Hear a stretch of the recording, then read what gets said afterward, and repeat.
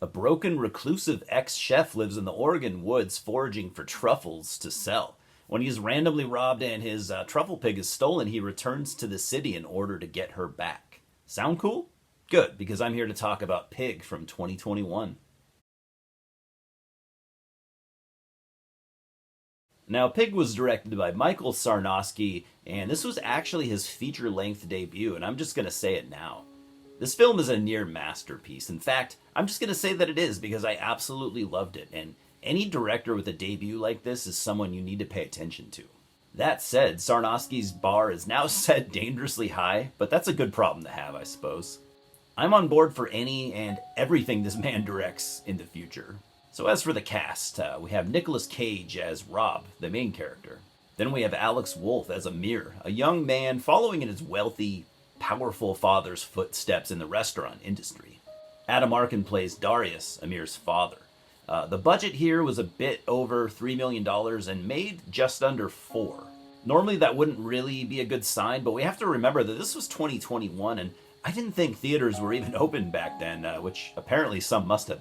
The film was met with quite a good amount of critical acclaim, mostly due to the amazing screenplay written by Sarnowski and Vanessa Block, and one of the best performances ever turned in by Nicolas Cage. I personally think it's important to mention Alex Wolff's performance as well, because he really holds his own here for a young guy, so much that he's not completely outshined by Cage, which easily could have happened. My first exposure to Wolff was Hereditary, and he was good in that too, but he is substantially better here. I'm extremely, extremely proud of him. And also, I gotta mention Adam Arkin's performance too. He was only really in a couple of scenes, but really good. I mean, he turned in a great, great performance. Now let's address the elephant in the room, Nick Cage. I'm a huge fan, always have been. I grew up watching his action stuff like Con Air and The Rock, but I also watched him in things like Raising Arizona and Leaving Las Vegas. Oh, and then there was 8mm from 1999, directed by Joel Schumacher, and I'm a huge fan of that movie. Don't get me wrong, it has numerous flaws, but I absolutely fell in love with Nick Cage's powerfully emotional performance. At this point, I think we all know about his, financial issues, which have made him one of the busiest actors in Hollywood currently, or maybe ever. And as a huge Nick Cage fan, I have no problem admitting that not everything he does these days is good. A good example of that would be Prisoners of the Ghostland from 2021, but then we have Mandy from 2018, which was another one of Cage's best performances ever. I think he knows a good script when he sees one, and his performances are going to reflect that. I want to also take a minute to talk about the trailer. Whoever was in charge with putting that together completely missed the mark, and it's actually sort of annoying. Most of it reflected the film pretty well, like a trailer's supposed to do, but it also makes it look like this is some sort of an action movie, which it totally isn't. It's about learning to accept the past and trying to move on. It's about not making purely emotional decisions. It's about not using anger or violence to solve your problems. It's about redemption, but it is absolutely not about revenge. This is not action hero Nick Cage, and I'm totally okay with that. I think the trailer made people think that this was going to be a John Wick type movie, and it couldn't possibly be further from that. So at the beginning of the movie, you see Rob and his pig searching for truffles out in the woods. I did research this a little bit, and yes, truffle hunters use either pigs or dogs, and a well-trained truffle pig can be worth up to $30,000. Rob and his pig live out in the woods alone, far from civilization, and the only person he seems to have any contact with is Amir, who buys the truffles from Rob for use in high-end Portland restaurants, and it is strictly a business-oriented relationship. At the beginning, you see Rob cooking a meal that he shares with the pig before they get ready for bed, and as they both lay down for the night, he looks at her, and you can tell that she means more to him than just, a working animal. The next day, Amir shows up to bring Rob some supplies in exchange for the truffles he has found. He tries to make small talk with Rob, who doesn't say a single word. You get the impression that he has no desire to talk to anyone at all. He goes inside and pulls an old cassette tape with a label on it out of a box that says, For Robin. He puts the tape in an old cassette player and you hear a woman's voice. She sounds happy and cheerful, but Rob turns it off after just a few seconds, just kind of staring at the tape player. You can tell that he's definitely thinking about something and you really want to know more. Later that night, he's woken to the sound of coyotes, and his pig is alerted by something else. His cabin door is suddenly smashed open by several thieves who knock Rob unconscious and steal his pig. His old truck that probably hasn't been driven in who knows how long won't start, and so he walks to a rural-looking diner and asks for someone named Marge, who apparently had died 10 years back. He asks to use their phone, and he calls Amir, seemingly the only person he knows anymore.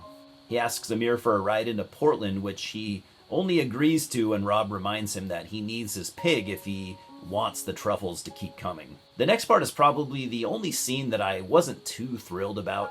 That said, it still works. So Rob and Amir go to an underground fight club type thing for Portland restaurant workers. I don't know if this sort of thing exists anywhere. I mean, I guess I shouldn't be surprised, but it was a little weird. He takes a pretty bad beating by a small man, still wearing his restaurant uniform for some reason. He doesn't fight back at all, just waits for the time clock to run down. Instead of any kind of money, he receives a piece of paper with some information on it. Amir had to watch this whole thing, and he's starting to realize, how important this pig is to Rob. So he helps Rob walk back to his car, and then they go back to Amir's apartment where he lets Rob sleep for the night. And this is where you see Amir start to warm up to Rob. And this is where you start to see the good side to Amir. He isn't a rich, arrogant asshole like he seemed to be at the beginning of the movie. He's a good guy with plenty of problems of his own. And he learns that Rob isn't just some hobo truffle hunter, and that he used to be, one of the most respected chefs in Portland. He tells Rob a story about how his parents mostly fought pretty often when he was a kid. But one night they came home from having dinner out, and for once they seemed happy. They couldn't stop talking about how good the food and the experience was. In fact, they talked about it for months or longer. And this was the restaurant that Rob used to own and was the chef for. As Amir, talks more about his dad, Rob can tell that his dad is not much of a father figure at all, and he kind of feels bad for Amir. The piece of information I mentioned earlier leads them to a restaurant ran by a former employee of Rob's, and Rob believes that he might know something about where his pig went. Now, this scene is one of the most important scenes of this movie. In my opinion, it is one of two scenes that really, shows you what this movie is all about. When Rob asks the chef if he knows anything about the stolen pig, you can tell that he does know something. It's a tense scene. Amir is nervous and says almost nothing the whole time. He just kind of stares in disbelief. You expect Rob to go into a fit of that famous, cage rage, but he doesn't. And that's just it. Every time you expect things to explode into violence, it doesn't happen. Because remember, this film is not about anger and violence. It's about doing what is right and doing it the right way, even if they don't exactly work out the way you want them to. I'm going to kind of stop here because, I've already said, I think, maybe a little too much. So basically, Amir goes to visit his mom, who is in hospice, totally unresponsive, maybe in a coma or something like that, while Rob goes to confront the person responsible for stealing his pig. Rob teaches Amir to cook as they prepare a meal for him, for the man that they're confronting, as a kind of a good faith offering, again, instead of escalating things to a violent climax. Amir sees a bit of the father, he never had in Rob, and this scene is one of the most, powerfully cathartic scenes I've ever seen.